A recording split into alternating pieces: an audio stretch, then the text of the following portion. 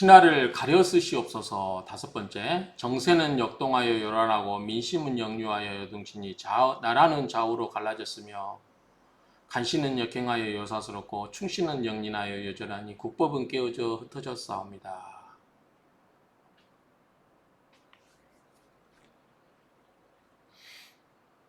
나라는 좌우로 갈라졌다.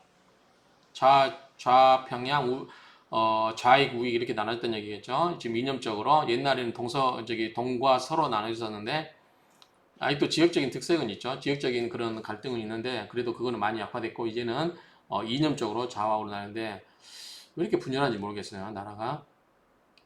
여러분들 스스로가 어떤 그 좌와 우라는 진영에 매몰되지 않고 그 사안별로 분석을 하나씩 좀 판단했으면 좋겠어요.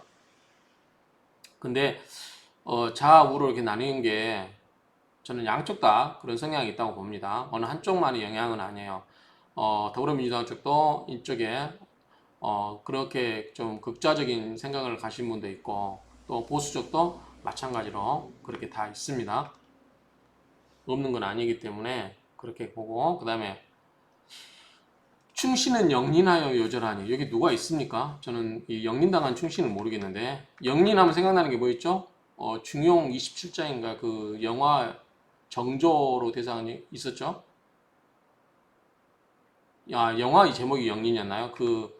갑자기 그 영화 생각이 나네요. 나라의 위태로움은 풍전 등화 중용 27장? 제가 틀릴 수도 있어요. 그냥 갑자기 내뱉은 말이라서 나라의 위태로움은 풍전 등화와 같고 나만 이 풍전 등화를 못 느끼는데 저는 풍전 등화를 아직 안 느끼거든요. 아무튼 저는 풍전 등화를 못 느끼겠고 백성의 공공함은 이루 말할 수 없어. 힘들죠? 힘듭니다. 자영업자 우리 부동산도 많이 힘듭니다. 그렇다고 해서 뭐 세를 못 내고 그 정도는 아닌데 어찌됐든 그래도 좀 옛날처럼 그렇게 옛날에 비하면 많이 힘듭니다. 구분목을 겨우 세워 동서남북을 널리 살펴보니 영웅은 깊이 잠들어 몽중이요. 그렇게 숨어있는 영웅이 있나요? 몽중에 꿈속을 헤매고 있는 영웅이 있나요? 다 나와 있는 것 같은데 현자는 깊이 숨어 은둔하니 보이지 않습니다. 물론 이런 분은 있을 수 있겠어요. 그런데 우리가 청문회 하면은 왜 이렇게 그 사람의 능력이라든가 그 사람을 보지 않습니까? 세상에 흠없는 사람이 어디가 있습니까? 근데 개인의 흠도 아니고 가족들 털어요, 가족들. 누가 이렇게 나오겠습니까? 그래서 옛날에 어떤 분이 청문회 인사 그 검증이 싫어서 안 한다. 그거 털고 나면 완전히 발가벗겨서 뭐 하는 것처럼. 그래서 아마 이번에 더불어민주당에서 이 청문회 그 과정 중에서 능력 검증 위주로 가자고 하는 그 법률안을 뭐 개정하겠다라고 한 이야기가 있었는데 어떻게 된지 모르겠어요. 자, 견왕. 계견자죠. 계의 왕은 곰과 범을 부리지 못하고 당연하겠죠. 계의 왕에도 계일 뿐입니다. 곰하고 범 앞에 다스릴 수 없겠죠. 조왕은 수리와 매를 부리지 못하니 당연하죠. 자기 능력 밖에 있는 동물을 어떻게 범합니까? 들끓는 것은 이리요 까마귀 때뿐이라. 그런데 누가 계의 왕이고 누가 세의 왕입니까? 요거는 우리 말하는 대통령은 예개당되지 않을 것 같아요. 대통령은 그래도 국가 투표로 뽑히는 1인지 아닙니까? 1인, 그 총리는 1인지상, 만인지상 1인지하고, 그러면 이 견왕, 조왕은 누구냐면, 일부 세력들이에요. 일부 세력들이. 지금 광화문 집회를 하거나, 뭐 아니면 또 뭐, 어느 세력이 있을까요? 아무튼 그런 일부 세력들 이야기예요. 설마 뭐 여당, 야당 대표를 이야기하는 것 같지는 않고, 그러면 이거는 잘못 짚은 것 같아요. 번지수를. 그래서 저는 이게 개의왕, 세의왕 이거를 가지고 문 대통령을 비유했다라고 하는 것은 일단 맞지 않다. 논리적으로 이렇게 이야기를 하고 싶고요. 옆에 있는 말은 제가 안 읽겠습니다. 그냥 한번 써놓은 여러분들 알아서 읽으시고요. 그 다음에 소위는 통탄하여 먹을 가고 신음하여 불꽃을 가지려니 삼가 아랠 뿐이 통촉하여 주시옵소서. 좀 제가 봤을 때는 오버하는 것 같아요. 너무 이럴 필요 없어요. 그냥 자기 일 열심히 하시면 됩니다. 저희 같은 서민들은 자기 일 열심히 하면 돼요. 정치는 정치인들 하고 우리는 정치를 냉정하게 비판하고 분석하고 거기에 표로 형성하면 됩니다. 비판도 할 필요가 있어요. 이렇게. 나는 이분 좋아해요. 여기 이렇게 청와대 글을 올린다는 게 그런 사회가 허용된 것도 고맙고 이렇게 자기 의견을 피력할 수 있다는 건 제가 봤을 때 특히 이렇게 아, 멋있어요. 이렇게 글을 잘 쓴다는 거. 저는 그러고 싶어요. 일단 내용을 떠나서 이렇게 글을 잘 쓰고 싶어요. 멋있습니다. 근데 너무 여기에 좀 뭔가 한이 맺혀 있는 듯한 그냥 필이 와요. 그렇게 느낌이 와요. 그래서 좀 안타까운 부분도 있는데 어쨌든 제가 뭐라고 써놨나요? 저도 막 읽다가 막 어제 써놨는데 뭐라고 그냥 넘어가겠습니다. 근데 너무 여기에 매몰되지 말고 자기 일에 집중하면서 냉정하게 사회를 바라보는 그럴 때가 좋지 않을까라는 생각에 제가 써놓고도 모르겠어요. 뭐라고 써놨는지. 그래서 그냥 사람에 따라 스타일 다르지만 이게 글 쓰신 분처럼 국가를 우국충성해서 이렇게 말로 피를 토하듯이 이렇게 하시는 분도 있고 저처럼 뒤에서 그냥 조용하게 그냥 지인을 열심히 하는 사람도 있고 그렇게 알아주시면 좋을 것 같고 자 폐하 조정의 대신 열중 셋은 허황된 꿈을 쫓아 국사를 말아먹는 이상주의자요. 있나요?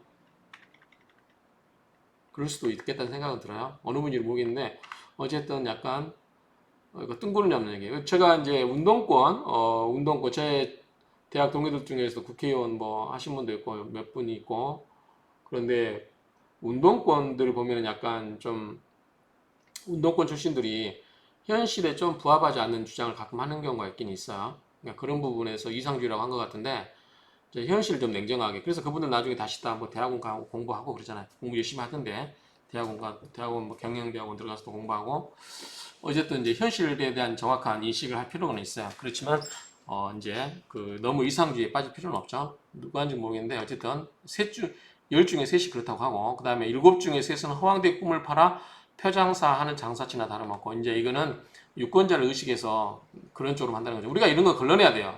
그런 분이 혹시 있다고 하면 나머지 넷중 셋은 시뻘건 혓바닥을 낼름거리며 폐하의 귓구멍을 간지럽히는 아청꾼이며 뭐 있게 마련이겠죠. 어디 조직이나 특히 권력기관은 누가 누군지 모르겠어. 이런 분이 셋이나 되는지도 모르겠고 나머지 하나는 그저 자리만 차지해 세금만 축내는 무능력한 것들이 소신 없는 사람들 있죠. 그냥 세우라 대오라 그런 분도 있을 수 있습니다. 공무원 저도 본 적이 있어요. 소신껏 일을 안 하는 폐하 청합군대 한날 한시에 조정의 대신들과 관료들을 기립시키시어 폐하의 실정에 대한 의견을 물으시옵소서. 실책과 실정에 대해 이런 방구도 없이 백성을 팔아 폐하의 업적을 칭송하며 영비업 청가를 목 놓아 부르는 자에게는 진하게 우려낸 사약 한 사발을 내리시어 폐하의 눈과 귀를 흐리고 조정을 농락한지를 물어 국법을 지음함을 널리 알리시고 그냥 멀리 하란 소리를 듣겠습니다. 그러니까 아첨꾼은 멀리 하라는 거죠. 용비업 청가를 부르는 사람만 근데 사람은 간사해서 자기를 칭찬하는 사람 좋아하잖아요. 그러긴 한데 대통령은 뭐 그러실 분 아니라고 보는데 혹시 또 모르죠. 그러니까 혹시 그러신 마음이 잠깐 들었다면 이런 말에 귀를 기울 필요는 있죠. 함과의 묵묵부담으로 일관하며 자중의 눈치만 살피는 자에게는 차가운 냉수 한 사발을 내리시어 복지부동하여 세금만 축내는 것을 꾸짖으시어 이런 공무원들도 혼나야 돼요. 폐하의 실책과 실정에 대하여 조목조목 따지며 신랄하게 비판하는 자에게는 잘 빚은 술을 한 잔 내리시어 격려하시되 요거 하니까 생각이 나요. 요거 하니까. 제가, 법무부에 전문의로 근무할 때 상법 23조인가? 거기 보면은 그 전표, 기타 유사한 전표는 5년간을 보존하는데, 33조인가 2항에 보면은 그거를 그 전산 처리한 경우는, 그거를 그 전산 처리하여 보관할 수 있다라고 돼 있어요. 그래서 농협에서 왔어요. 농협 간부들이 상무, 전무 막 이런 분들이 오셨어요. 그래서 영업 전표를 보관하는데 비용이 많이 든다 그러더라고요. 그래서 참고를 5년치를 보관해야 되니까 그래서 그게 자기가 마이크로필름으로 보관했다. 태워도 되겠습니까? 근데 그거에 대해서 답을 잘 안 준대요. 근데 제가 이제 상법을 담당하고 있었기 때문에 유권에서 또 하고 있었고 그렇기 때문에 저는 그냥 태워도 된다고 했어요. 그때 우리가 전자거래기본법 97년도 전자서명법 이게 이제 앞으로 전자화에 대해서 전자상거래 대비해서 이게 다 전산화되는 그런 시스템으로 가고 있던 사회고 그쪽 이제 대해서 관심을 제가 많이 갖고 있었기 때문에 전부 틀릴 수도 있어요. 좀 창피한 일인데 33조 2항으로 기억되는데 어쨌든 이 그 영업전표를 전산 마이크로필름으로 보관하는 경우는 태울 수 있다라고 제가 유권에서 해줬어요 말로. 그러니까 그분들은 기뻐하면서 돌아갔어요. 그 비용이 1년에 한 5억 정도 된다고 그랬던 것 같아요. 보관 비용이. 그 비용을 보관 안 해도 되고 번잡하잖아요. 비용도 들어가고. 근데 이렇게 소식껏 이제 저는 일을 뭐 하는데 어떤 사람 보면은 정말 제가 무능하면서 저게 좀 무슨 소리인지도 모르면서 그렇게 하신 분도 있어요. 가끔 보면. 그러니까 그런 부분은 좀 우리가 공무원사회도 바꿔줘야 됩니다. 앞으로는 소식껏 일하십시오. 비판과 더불어 폐하의 실책과 실정에 대하여 조목조목 따지며 신랄하게 비판하는 자에게는 잘된 진술을 한 잔 내리시어 격려하시되. 다 맞는 이야기. 현재는 비판과 더불어 해법과 계책을 내놓는 자에게는 한 잔의 술과 함께 영의정의 명패를 하사하시고, 해법과 계책까지 조정의 중심이자 폐하의 직위로 삼으시어 폐하의 자비론과 영명함을 천하에 알리시옵소서. 폐하도 고민하시겠죠. 이런 분 안 두고 싶겠습니까? 다 두고 싶으시겠죠. 우리가 말하는 뭐 제갈량인 이런 그 있잖아요. 이런 거 다 그런 분 두고 싶어 할 거예요. 또한 새 인재를 등용함에 있어 각지의 서생들을 불러 모아 민주주의와 인권 자유로 각각 새긴 세계 민주 인권 자유 각각 새긴 세계 명판을 나눠주시고 한 손에 하나씩만 들 수 있으니 참고하여 이행하라 명하시는 후에 민주와 인권의 명판을 양손에 든 자는 따로 모아 감옥에 모조리 투옥하시고. 이게 무슨 의미입니까? 민주와 하나씩만 들라고 했는데 민주와 인권을 명판에 들면은 민주와 인권, 그러면 이제 우리가 사람 위주로 간다는 건데, 그러면 그 사람들 몰아서 왜 감옥에 모조리 투옥하시죠? 또한 일가의 재산을 모두 압류하도록 명하시어 자유를 버린 대가를 치르도록 하시고. 자유, 민주, 인권 세 개 중에 자유와 인권의 명판을 양손에 든 자는 폐하의 여우수를 높이 들어 양 볼따기를 힘껏 후리치시고 나의 자유가 너의 인권과 상충하니 누가 이기겠는가 하문하시어 민주적 절차에 의한 입법과 그로 인한 법치의 기중함을 일깨워 주시옵시고. 이분 이게 잘 이해가 안 되지만 어쨌든 잘 쓰신 것 같아요. 자유와 민주의 명판을 양손에 든 자는 자유와 민주, 그럼 인권이 없죠? 든 자는 조정의 하급 관리에 임명하시어 사안부와 포도청 그리고 고을 관하의 대면 업무를 더 맡아 처리케 하시고. 인권을 존중하니까요. 인권의 진정한 뜻을 스스로 깨우치게 하시며. 만에 하나 왼손의 자유와 민주 두 개 명판을 들고 오른손에 인권의 명판을 든 자가 아뢰길 자유가 없는 민주주의는 독재와 마찬가지요. 민주가 없는 자유는 무법천지와 같은 바 둘은 양분될 수 없고 필히 양립해야 할 것이니 본디 이 둘은 하나인 것과 다름없어 함께 왼손이요 오른손의 인권을 이를 능히 거둘 수 있으니 여기에 세계 명판인 다수라고 답한다면 그 자를 즉시 진사의 자리에 올려 국사의 중책을 맡기시옵고 한양의 대골 같은 집과 조선의 제일의 명마가 그는 맡자 또한 하차하시어 그로 하여금 나라의 대역을 이끌고 폐하의 업적을 함께 빛내도록 하시옵소서. 진사면 초시 합격한 사람이죠. 이건 좀 뭔가 오해가 있는 것 같아요. 제가 알기로는 진사는 초급을 합격한 사람인데 그 다음에 본과를 봐야 되겠죠. 진사는 지방시에 합격한 사람을 잃지 않나? 향시라고 하나? 향시? 그 다음 중앙에서 합격한 사람을 진사. 그러니까 과거 시험에 막 합격한 사람인데 대울 같은 집에다가 뭐 이건 좀 오버하는 것 같아요. 이거는 아까 영의정 정도 돼야 되겠죠. 아무튼 이제 지혜로운 자로 판명이 되면 잘 쓰라는 거겠죠. 폐하 인사는 곧 만사라 하였사옵니다. 이 땅에 널린 게 학설이거늘.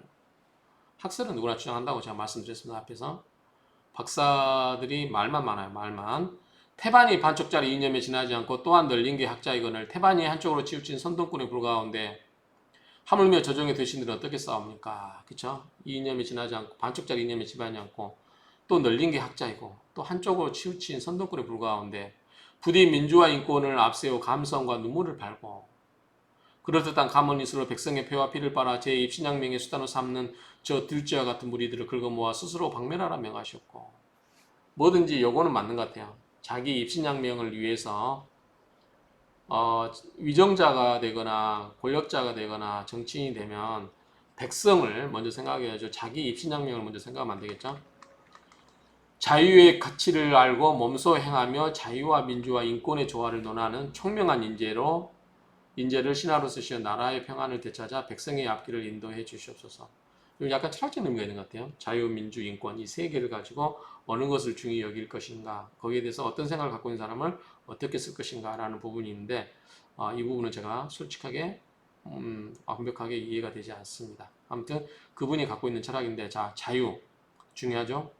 포기할 수 없는 가치예요. 자, 인권도 마찬가지. 요즘 인권이 옛날에는 이제 초창기 때는 자유에 포커스가 있다면 지금은 이제 인권이 많이 가죠. 그렇죠? 자유, 인권, 그다음에 민주. 역시 민주도 포기할 수 없는. 세 개가 다 중요한 가치예요. 그 가치가 서로 충돌할 때는 어느 걸 먼저 우선시하냐 그런 부분이 있기 때문에 그렇게 이야기하는 것 같은데, 아무튼 이 부분은 나름대로 의미가 있을 것 같습니다. 자, 그 다음에 다음 보겠습니다.